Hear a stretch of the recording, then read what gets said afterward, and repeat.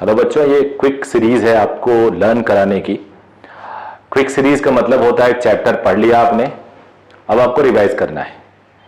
तो कुछ आइडियल बातें आपको जानना चाहिए, कब रिवाइज करो, कैसे रिवाइज करो। एक मान लो कल आपका एग्जाम है, अगर आपका कल एग्जाम है तो नेचुरली आप आज न्यूमेरिकल प्रैक्टिस करना चाहोगे, थ्योरी देखना शायद नहीं चाहो। आइडियली आपकी थ्योरी कंप्लीट होनी चाहिए, तो मे भी 2 दिन पहले, मे भी 3 दिन पहले, या फिर अगर आप स्टडिंग बच्चे हो, मतलब 11वीं में हो या टारगेट बैचेस में हो, तो आपको ये चैप्टर खत्म करने के बाद just to check yourself आपको ये देख लेना चाहिए एट ए ग्लैंस। आप बिल्कुल एक बार जितने भी देर का हो, 20 मिनट, 15 मिनट, 25 मिनट, उसमें पूरा का पूरा चैप्टर आपको रिवाइज हो जाएगा। तो आई एम श्योर इससे तुम्हें फायदा होगा। बहुत ज्यादा हौच पौच नहीं, बहुत ज्यादा डिटेल डिस्कशन नहीं, जस्ट फ्लो चार्ट पढ़ते जाएंगे और खत्म कर देंगे। तो चलिए स्टार्ट करते हैं बेटा। और खास तौर पे ये मेरे लेक्चर के हिसाब से है, तो मेरा ग्रेविटेशन का जो 2 घंटे का वीडियो और मोर देन 2 आवर्स, उसको मैं कैसे स्क्वीज कर रहा हूं फॉर यू, आप बताइएगा मुझे कमेंट पे। सबसे पहले हम लोग लॉ ऑफ ग्रेविटेशन देखे थे। Law of gravitation,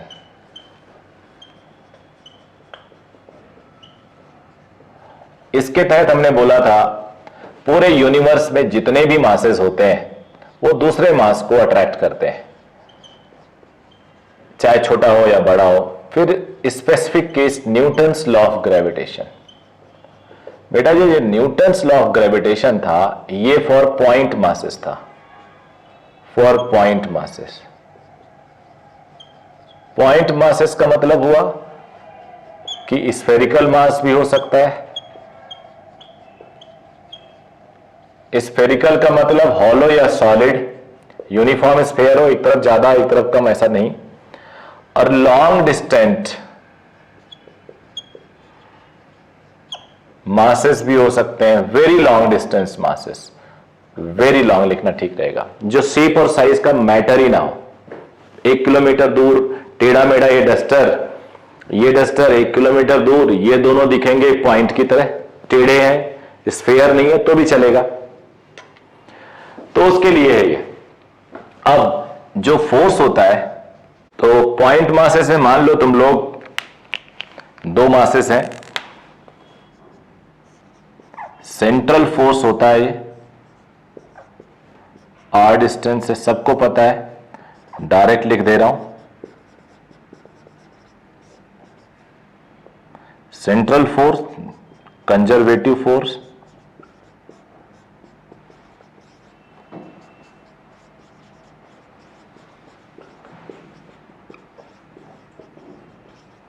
weakest force,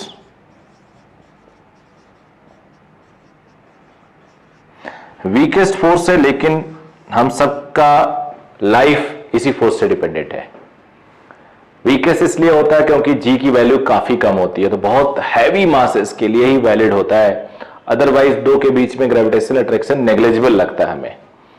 तो ये लॉ ऑफ ग्रेविटेशन है। अब यहीं पे मैंने बताया था एक टर्म यूज कर सकते हैं हम लोग, ग्रेविटी। ग्रेविटी में बेटा एक मास हो जाता है मास ऑफ अर्थ,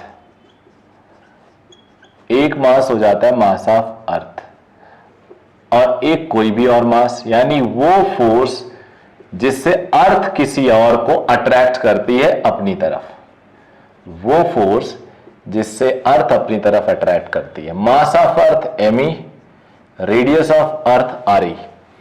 अब ये जो फोर्स होता है ग्रेविटी का, it is G M E small M upon R square, near to earth surface, near to earth surface. ये होगा एफ नॉट बोल देते हैं, G M E M upon R E square. मतलब आर ई आपको पता है 6400 किलोमीटर है, 6375 है, रफली इतना लिख देते हैं, 640 किलोमीटर, 00, तो 2, 4, 10 किलोमीटर इग्नोर मार सकते हो आप। तो ग्रेविटी फोर्स ये हो गया। अब इसी ग्रेविटी से निकल के आया है acceleration due to gravity, acceleration due to gravity. तो नाम से ही क्लियर है कि वो एक्सेलरेशन जो ग्रेविटी की वजह से आता है। तो इसकी वजह से एक्सेलरेशन आता है a इज इक्वल टू जी। मान लो ये मास एक्सेलरेट कर रहा है, तो ग्रेविटी का force G M E M by R square is equal to Newton second law से अकेला फोर्स है ये, मास इंटू एक्सेलरेशन, एक्सेलरेशन को जी बोला मैंने, तो जी आ जाता है G M E upon R square. Acceleration due to gravity उस बॉडी के मास पे डिपेंड नहीं करता जिसका एक्सेलरेशन है ये, function of mass M.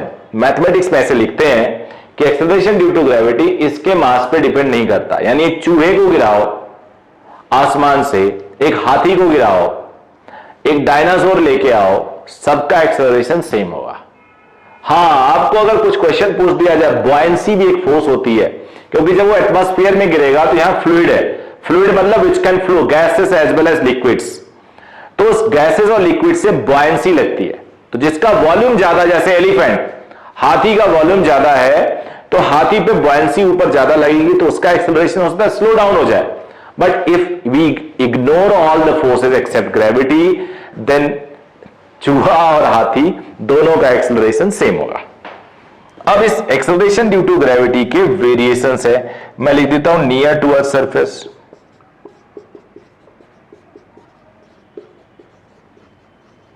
Near to earth surface को जी नॉट लिख देते हैं। ये आ जाता है बेटा, इसकी वैल्यू होती अप्रॉक्स 9.8 मीटर पर सेकेंड स्क्वायर। अब यहीं पे एक चीज और बता दूं मैं आपको, इफ मास ऑफ अर्थ को मैं लिख लूं density into volume of earth, density है रो, वॉल्यूम है 4/3 पाई आर ई क्यूब, तो मैं लिख सकता हूं G naught is equal to G 4/3 pi R E cube upon R E square, ऊपर रो भी रहेगा, तो ये बन जाता है जी नॉट इज 4/3 रो जी, पाई भी है 4/3 पाई रो जी आर ई। यानी if we see acceleration due to gravity जो अर्थ का होता है that is same for all spherical masses, earth भी तो स्फीयर लेके कर रहे हैं, तो सारे स्फेरिकल मासेस का ये हो सकता है, और सारे स्फेरिकल मास का एक्सेलरेशन डेंसिटी की अगर गिवन हो तो रेडियस के प्रोपोर्शनल होती है। ये इंपॉर्टेंट फैक्ट है। यानी यहां से आप लिख सकते हो g directly proportional to radius, यानी G2 upon G1 is equal to R2 upon R1, अगर डेंसिटी है तो, नहीं तो ये फॉर्मूला, नहीं तो ये फॉर्मूला। अक्सर हम लोग यूज करेंगे G naught R E is equal to G M E, ये भी हम लोग यूज करेंगे। ओके बेटा, अब सुनो, अब वेरिएशन इन जी, ये पूरा हेडिंग यहां पे लिख देता हूं, वेरिएशन इन जी। 4 टाइप का वेरिएशन हम लोग मेनली पढ़ेंगे। Due to shape of earth, आपको पता है अर्थ गोल नहीं है पूरी तरह से, ऐसे है, ओवल शेप का है। ये मान लो पोल है, ये इक्वेटर है, इक्वेटर का जो रेडियस है वो ज्यादा है 20-21 किलोमीटर पोल से, तो G at equator is equal to G M E upon R E square, G at pole is G M E R P square, तो G pole upon G equator R equator square upon R pole square. आपको दिख रहा है R equator is greater than R pole, तो ये greater than 1 है, यहां से पोल की वैल्यू, पोल पे जी इक्वेटर के जी से ज्यादा होगा। अब दूसरा, कलर चेंज कर दो नहीं तो आप कंफ्यूज हो सकते हो। एट हाइट, अगर आप हाइट पे जाना चाहते हो, ये अर्थ है, मान लो गोल मान लेते हैं फिर से, यहां पे हाइट एच हाइट, तो एक्सेलरेशन जो होगा विच इज जी बेटा ये जो आर लिखते हैं वो सेंटर से डिस्टेंस होता है, देखो यहां दिखाया मैंने, सेंटर से डिस्टेंस होता है। तो इसको लिख सकते हो GME upon RE plus H। अब इसको आप GME अपॉन RE स्क्वायर बाहर कर लो, 1 plus H upon RE, it is G0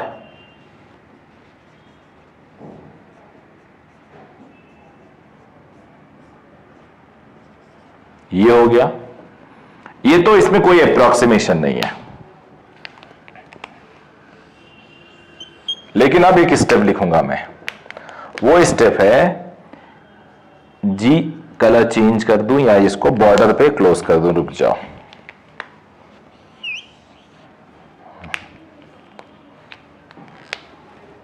इसको लिखा जा सकता है G0 1 plus H upon RE to the power -2।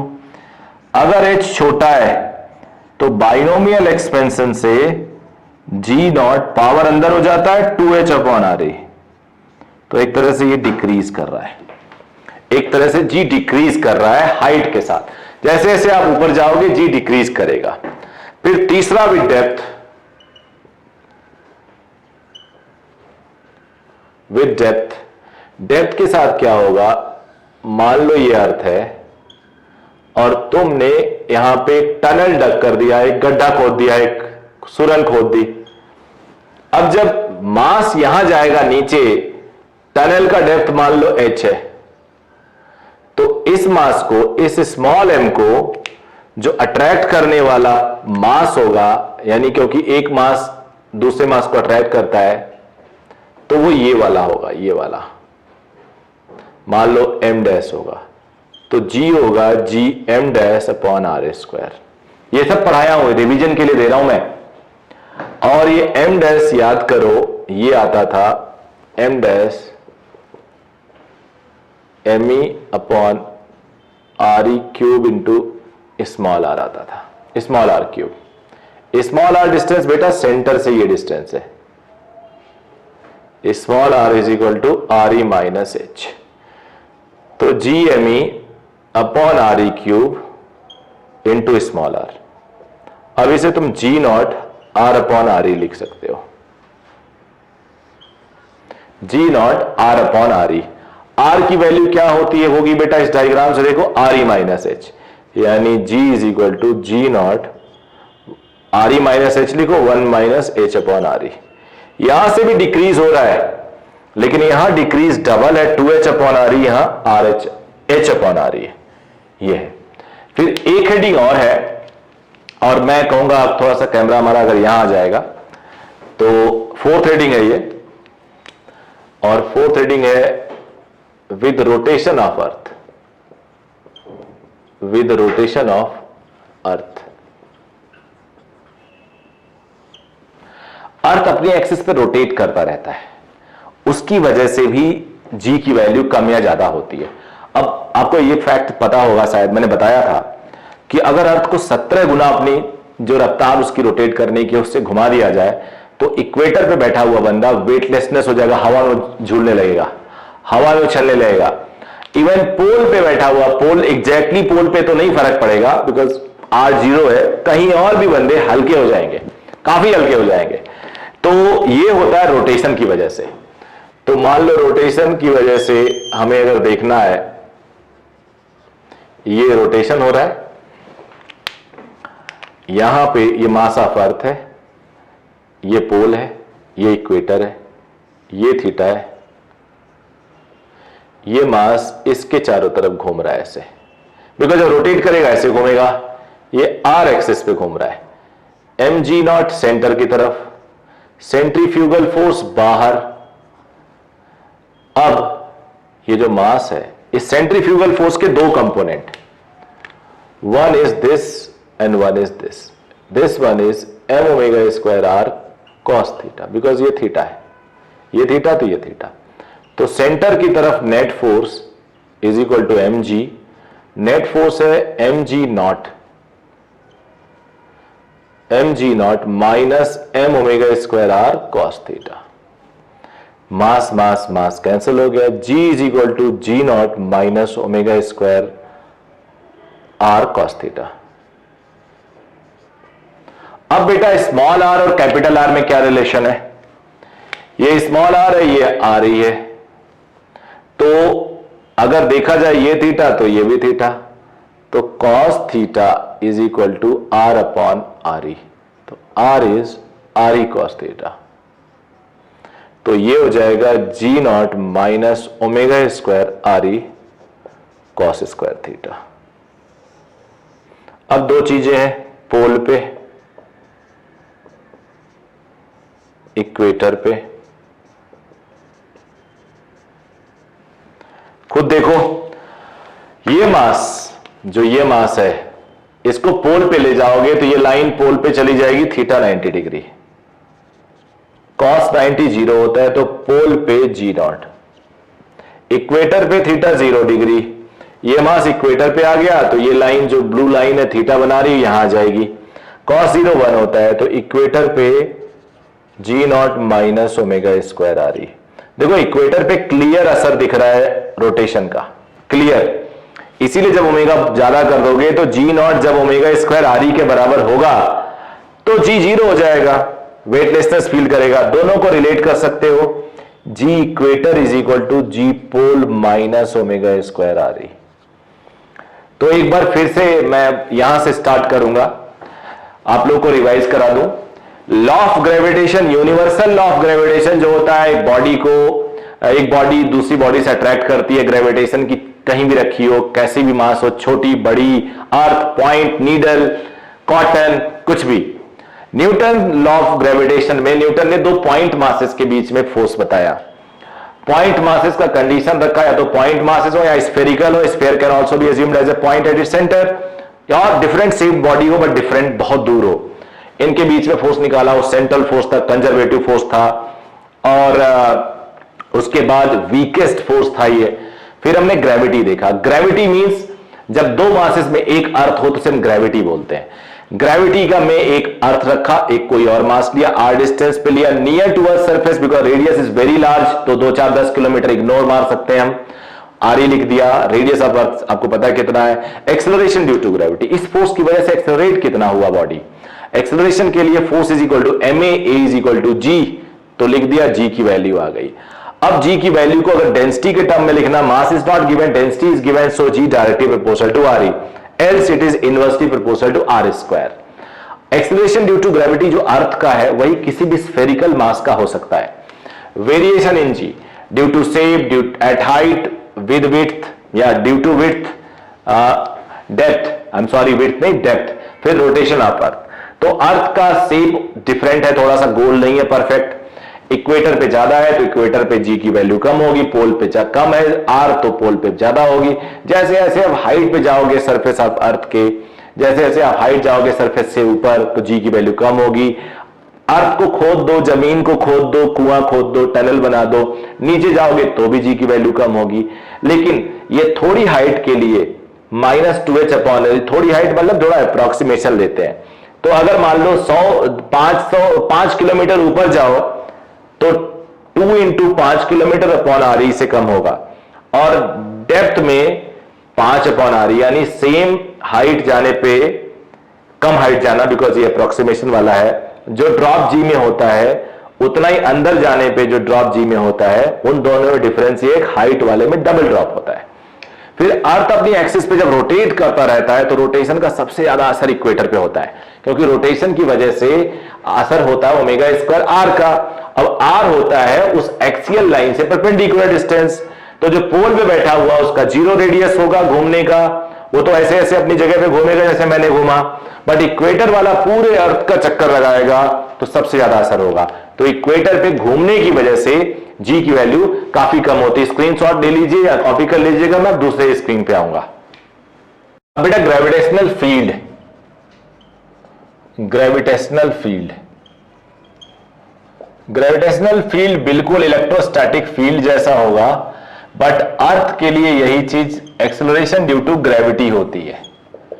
तो डेफिनेशन होता है, इट्स रीजन और space around a mass where its influence can be experienced, where other test mass feels force of attraction or repulsion, I am sorry, repulsion तो यहां होता ही नहीं। तो मान लो स्फेरिकल मास के लिए ऐसे आप देख सकते हो, मान लो m नॉट है, ये m है, दोनों के बीच में r डिस्टेंस है, तो एक्चुअल में इनके बीच में जो फोर्स आता है वहीं से हम ग्रेविटेशनल फील्ड को डिफाइन करते हैं, फोर्स अपॉन m।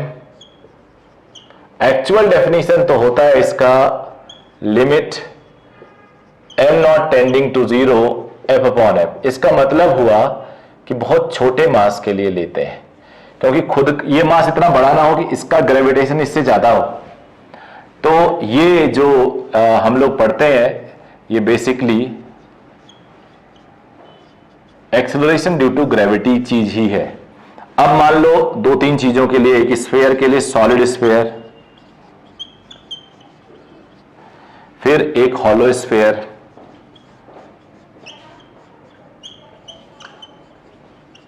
फिर एक रिंग मान लो। तो सॉलिड स्फीयर बेटा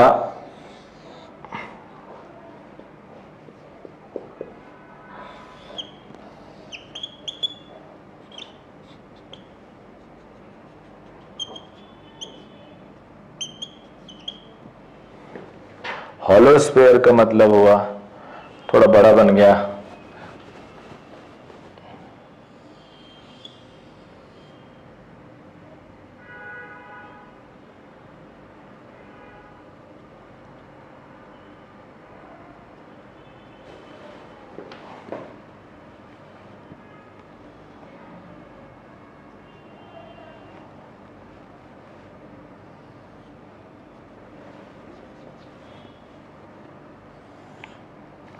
अंदर कोई फील्ड नहीं होगा,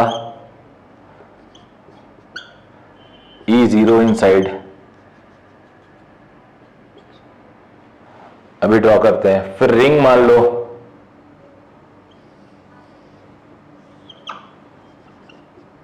रेडियस R है, इधर फील्ड होगा, इधर फील्ड होगा,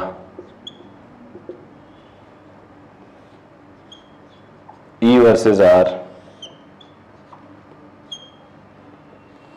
modulus of E versus R।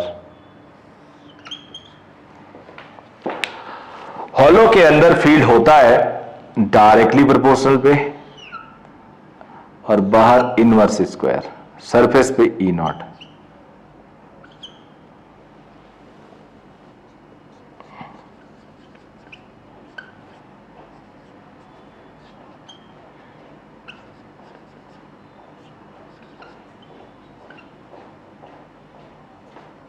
यानी डायरेक्टली प्रोपोर्शनल टू R।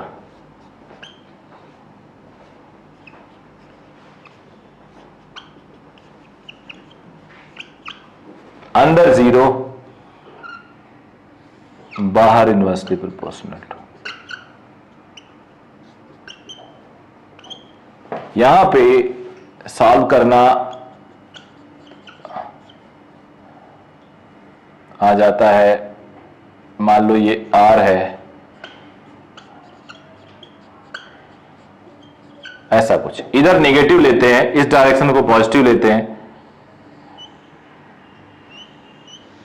ऐसा E मैक्स R/√2 पे आता है, मैक्स और मिन।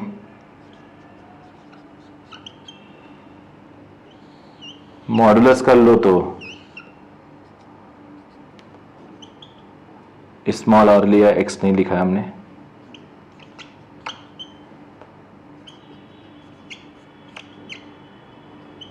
ये मैक्सिमम। तो ये रिंग का हो गया। अब हम लोग बात करते हैं gravitational potential and gravitational potential energy की।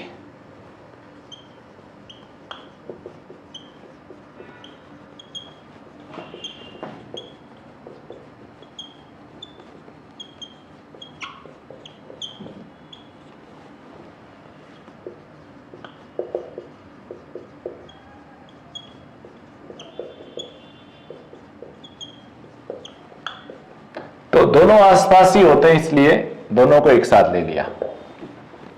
याद रखना ग्रेविटेशनल पोटेंशियल एनर्जी आपको पता है पोटेंशियल एनर्जी डिफाइन करने के लिए हमें एक रेफरेंस चाहिए होता है, तो इन्फिनिटी यहां रेफरेंस लेते हैं। इन्फिनिटी से एक बॉडी को लेके आओ तो आपको पता है एक्सेलरेशन अपने आप प्रोड्यूस होगा। रीजन क्यों? क्योंकि एक बॉडी जो है वो मास है, दूसरा मास जो इन्फिनिटी पे लेके आ रहा है उसे अट्रैक्ट करेगा, यूनिवर्सल लॉ है। तो बॉडी एक्सेलरेट होकर तेजी से आएगी। जैसे कई कई बार तुम जानते होगे कि कोई एस्ट्रॉयड बाहर से दूसरे प्लेनेट से आ गया, रिवॉल्व कर रहा था, वो गिर गया, टूट के आ गया, टूटता हुआ तारा, इस टाइप से।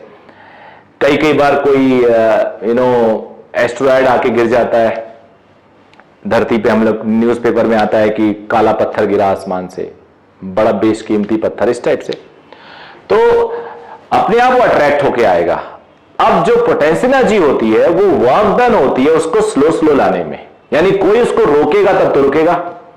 तो it is the work done by an external agent to bring the mass without acceleration is called gravitational potential energy. तो gravitational potential energy is basically defined as work done by external agent from infinity to a point R. अब बेटा मैं इस पे direct, अच्छा हाँ, potential क्या होगा?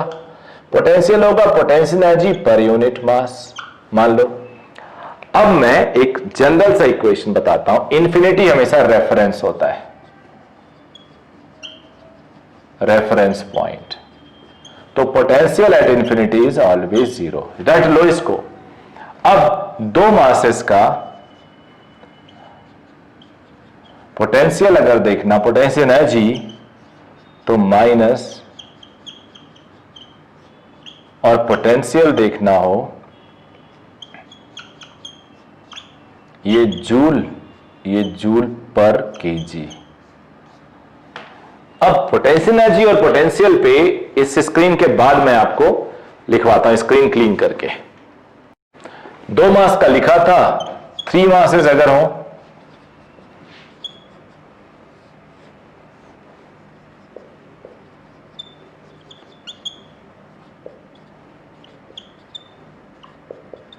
अब सुनो बेटा, इंफिनिटी से तुम लेके आए, जब इंफिनिटी से लेके आए पहला मास तो कोई नहीं था, इमेजिन करो तो पूरी दुनिया में कोई था ही नहीं, तो पहला मास लेके आओगे तो वो एक्सेलरेट नहीं होगा, आराम से जब ले चलोगे चलेगा, तो कोई वर्क नहीं करना पड़ा एक तरह से, no change in kinetic energy, so work done is zero. लेकिन जब तुम दूसरे मास को लेके आए तो तुम्हें पहले के अगेंस्ट वर्क करना पड़ा, बिकॉज पहले की वजह से वर्क करना पड़ा, ऐसा बोलो। और जब बेटा तुम तीसरा लेके आए तो पहले की वजह से वर्क करना पड़ा 1-3, और दूसरा भी आ गया था तो दूसरा की वजह से भी वर्क करना पड़ा। अब मान लो तुम 3 मासेस लेके आ गए, 4 मासेस लेके आ गए,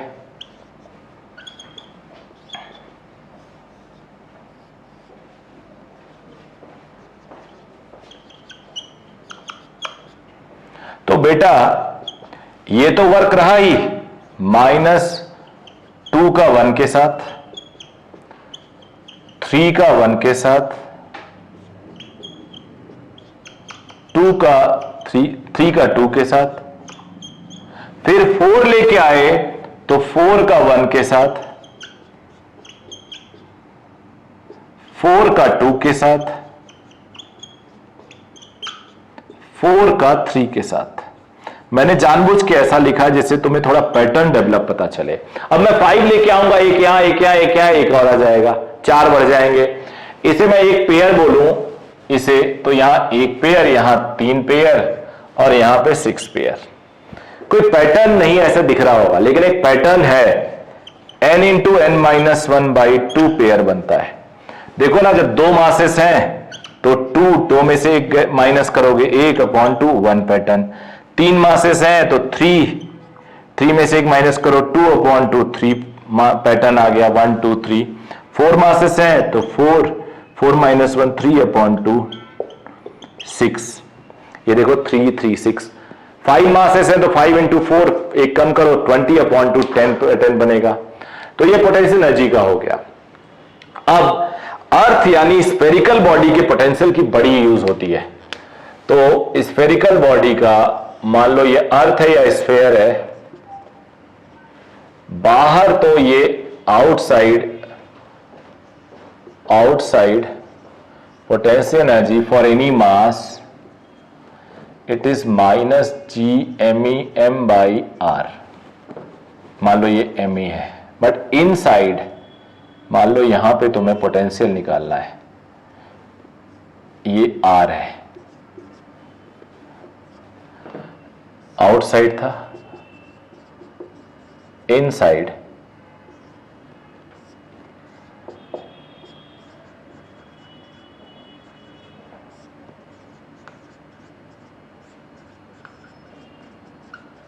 ये हो जाएगा। डेरिवेशन नहीं बता रहा हूं। R is equal to 0 at centre, R is equal to R लिख देता हूं पहले, R is equal to R at surface, तो U हो जाएगा U0 3RE² माइनस RE², तो 2RE² अपॉन 2RE³, तो ये सिंपल आ जाएगा बेटा अपॉन RE। अब एट सेंटर U होगा, ये 0 हो जाएगा, RE² RE³ से कैंसिल हो जाएगा, 3/2।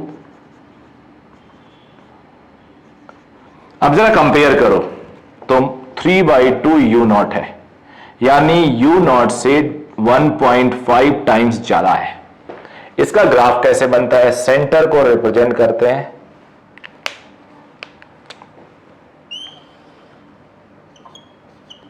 नेगेटिव है इसलिए नीचे,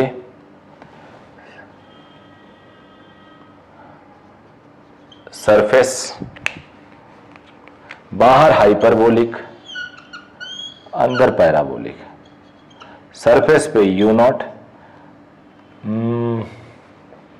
U0 माइनस में है तो रहने देता हूं, ये 3/2 U0, ये पैराबोलिक, ये हाइपरबोलिक, ये हाइपरबोलिक।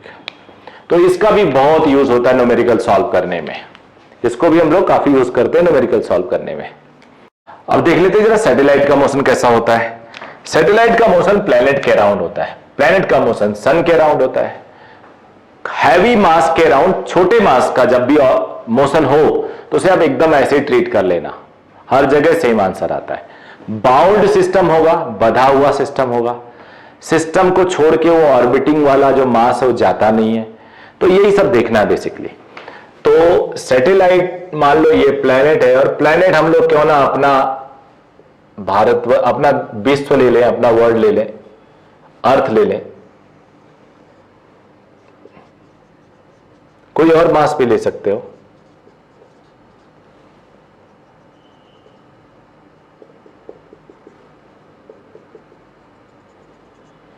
मान लो ऐसे सैटेलाइट मूव कर रहा है, तो इसको घूमने के लिए एक सेंट्रीपिटल फोर्स चाहिए होता है। याद रखना बेटा, सेंट्रीपिटल फोर्स चाहिए ही चाहिए सर्कुलर मोशन में, तो नेसेसरी सेंट्रीपिटल फोर्स देता है ग्रेविटेशनल अट्रैक्शन। तो ग्रेविटेशनल अट्रैक्शन होता है GMEM/R² is equal to orbital square, तो ये ऑर्बिटल स्पीड होती है। When R is approximately equal to R, orbital speed is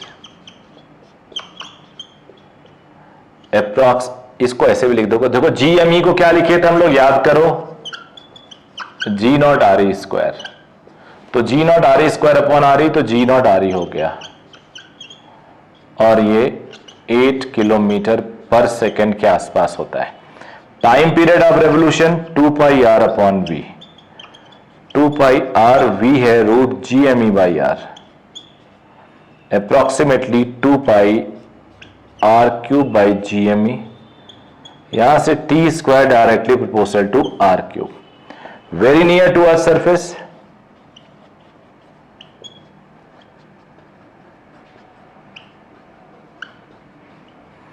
time period हो जाएगा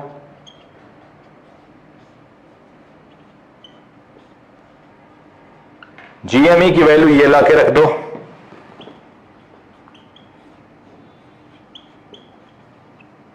ये अप्रोक्सीमेटली 84.6 मिनट्स हो जाएगा, 84.6 मिनट्स, करीब 1.5 घंटे। तो एक सैटेलाइट जो अर्थ के बिल्कुल पास से गुजरता है वो कितना उस टाइम में पूरे अर्थ का चक्कर लगा देता है? 84.6 मिनट्स। अब एनर्जी ऑफ सैटेलाइट,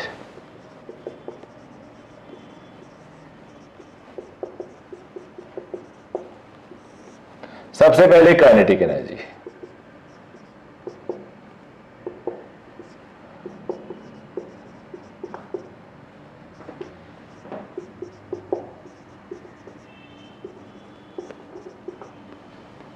दूसरा पोटेंशियल एनर्जी,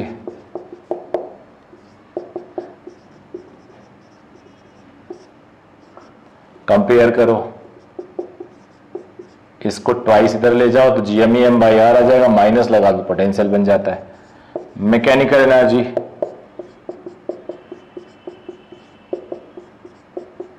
U की जगह पे -2, पोटेंशियल नेगेटिव होती है।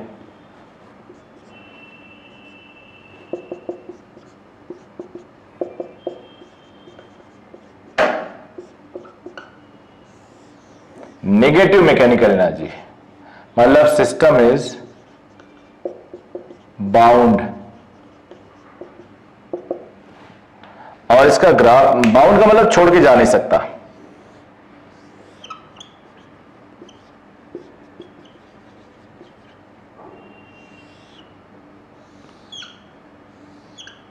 यह है काइनेटिक जो हमेशा पॉजिटिव, मैकेनिकल पोटेंशियल। उसके बाद याद रखना सैटेलाइट सिस्टम में, इस टाइप के सिस्टम में मैकेनिकल एनर्जी हमेशा कंजर्व होती है। Mechanical energy is always conserved.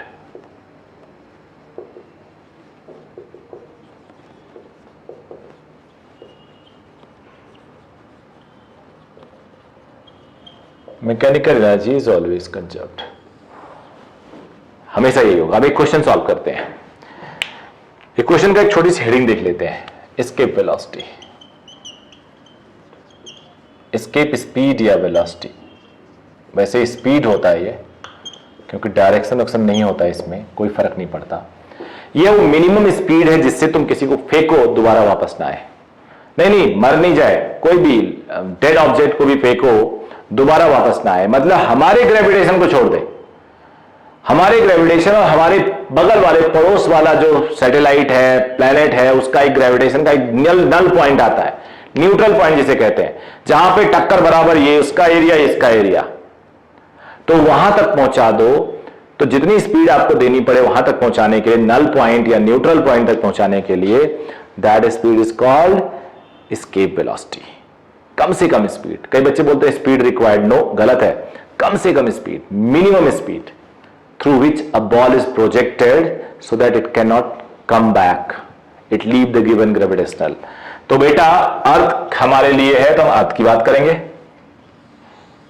खास बात होती है एंगल ऑफ प्रोजेक्शन पे डिपेंड नहीं करता ये, मतलब आप छत से फेंको, टेढ़ा फेंको, मेढ़ा फेंको, कुछ भी, हाँ प्रैक्टिकली सामने एक बिल्डिंग आ जाए टकरा जाएगा, लेकिन वैसे नहीं डिपेंड करता, ये इनफाइनाइट है। बच्चा अर्थ का ग्रेविटेशन बहुत दूर तक फैला है, अर्थ का ग्रेविटेशन इनफाइनाइट हाइट तक पहुंचा है, मान लो उसको, तो वहां हम इनफाइनाइट मान लेते हैं, जहां पे पोटेंशियल जीरो हो जाती है। तो यहां पे पहुंच के बॉडी जीरो हो जाए, यानी उसकी काइनेटिक जीरो हो जाए, यानी उसकी पोटेंशियल जीरो होती है। तो ये अर्थ है, ये मान लो स्मॉल आर है, और ये इसका रेडियस आ रही है। तो K प्लस यू एनर्जी, अब ये भी लिखा कंजर्व होता है इनिशियल पॉइंट पे, K plus U final point पे। Initial kinetic energy half m v naught square, potential G M E M upon R is equal to final kinetic zero, potential zero. बेटा खास बात मिल गया, just we did what we did, we put net energy zero. किसी body की net energy zero कर दो तो बॉडी एस्केप कर जाएगा। कहां चला जाएगा? इनफाइनाइट को। किसी बॉडी की नेट एनर्जी जीरो कर दो तो कहां चला जाएगा? इनफाइनाइट को। तो इनफाइनाइट चला गया, देखो नेट एनर्जी जीरो कर दी। अब एस्केप वेलोसिटी वीओ नहीं, सॉरी, तो ये आ जाएगा √2GME बाई आर। ये √2 टाइम्स ऑर्बिटल वेलोसिटी है किसी सैटेलाइट के। तो near to a surface if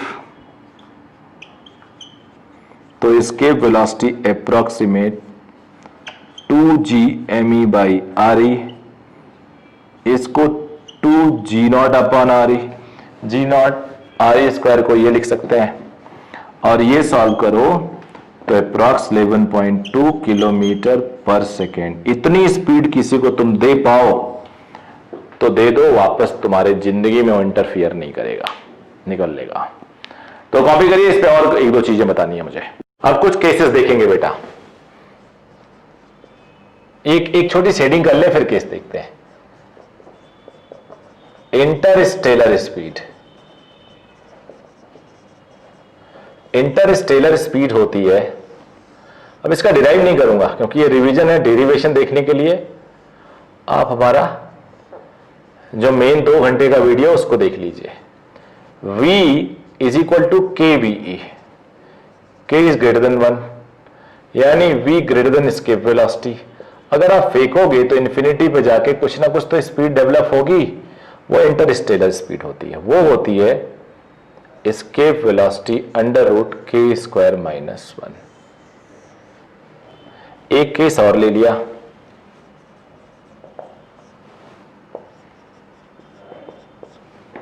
यहां पे एक बॉडी है, इसको मैंने ऊपर फेंका, V is equal to KVE, but K less than 1 है बच्चे, क्योंकि अगर K 1 भी हो गया तो ना इनफाइनाइट पे निकल जाएगा ये। So that V less than VE, इसके वेलोसिटी से कम ही देना है, तो कहीं हाइट तक जाएगी ये अर्थ है। और ये जो हाइट आएगी RK²/1 - K², Rakesh Kumar square - Kumar square, इस तरह से आप सोच सकते हो। तो याद रखना बहुत आसान है। अब मैं आपको बताऊंगा एक और लॉ होता है केपलर्स लॉ। वो क्या होता है?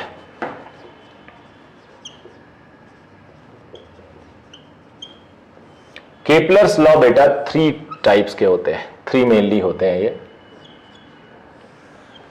ये 3 लॉज होते हैं, केपलर्स के 3 लॉ होते हैं। जो पहला लॉ है उसे हम कहते हैं लॉ ऑफ ऑर्बिट्स। दूसरा जो लॉ होता है लॉ ऑफ एरिया।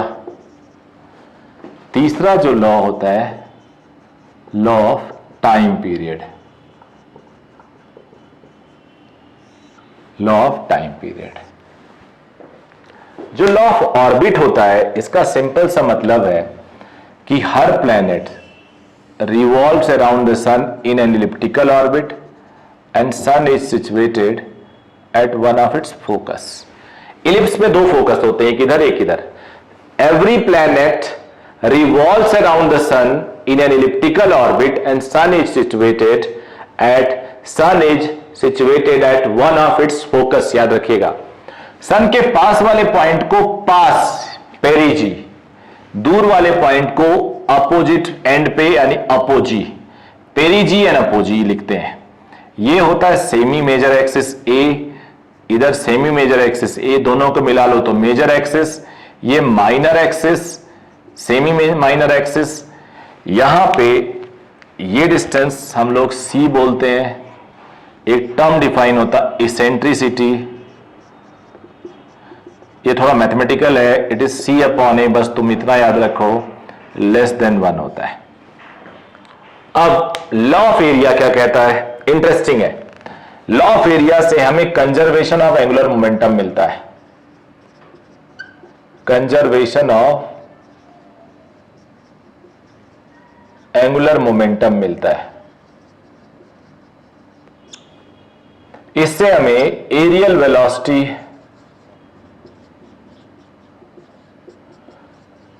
कांस्टेंट का लॉ मिलता है। तो एक प्लेनेट ऐसा है, ये प्लेनेट का पाथ है, ये सन है। ये लॉ कहता है कि जो सारे प्लेनेट को अगर किसी भी मोमेंट पे कोई प्लेनेट हो ए पे, उसको सन से ज्वाइन कर दो तो डेल्टा टी टाइम बाद वो इक्वल एरिया स्वीप करेगा, इक्वल इंटरवल ऑफ टाइम पे। कहीं भी चेक कर लो पूरे पाथ में, यहां पे C और यहां पे D डेल्टा टी टाइम में, यानी in delta T time area SAB is equal to area SCD, ये होता है।